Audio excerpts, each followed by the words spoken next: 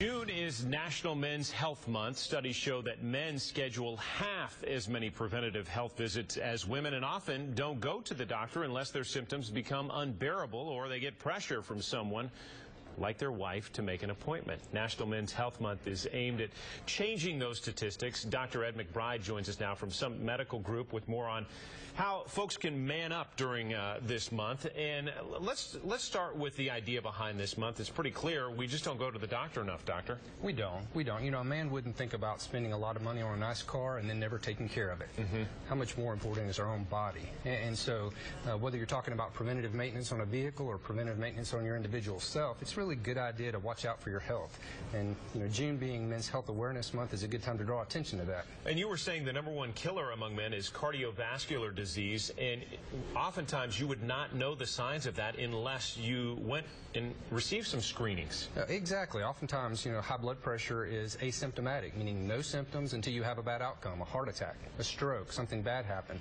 However, it's very treatable early in the course of the disease. Therefore, if a man receives appropriate screening, discovers that, and addresses it first through diet and lifestyle, and then secondary as needed through medicine, they can actually prevent untoward or bad outcomes later on. I often hear anecdotally, at least once a year you should go see your family physician. Is that enough, or is that typical for men? You know, the historical thing about getting an annual physical, there aren't enough statistics to show that in and of itself does a lot of good, but rather focusing attention where you see issues. So oftentimes if you go to a screening and you discover that, hey, your pressure's a little high, you need to go see your physician. You need to talk to him about that.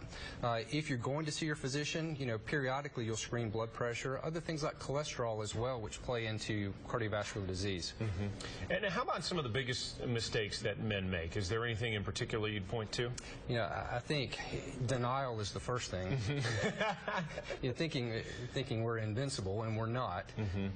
Ultimately, if we take good care of ourselves now and look after ourselves, this body will last, a lot longer, and you'll be thankful you did as you get older. And you mentioned cancer as well. That's something that a lot of people are thinking about and wondering, hey, am I at risk? There are ways to find out. There are indeed. A lot of people are fearful of colorectal cancer screening, colon cancer screening. The recommendation is once every 10 years, starting at age 50, men receive a colonoscopy.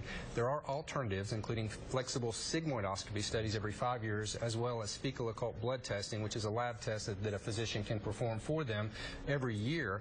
Any of those are satisfactory screening studies, but then following up is the other thing. If you find out that you have high blood pressure, or you find out that you have high cholesterol, not simply knowing, but rather doing something about it, and then following up with that. Dr. McBride, we appreciate your perspective. Thanks very much. My pleasure. Good to see you. I guess I've seen the doctor today, so that's a good thing. Instagram shaking things up in the app.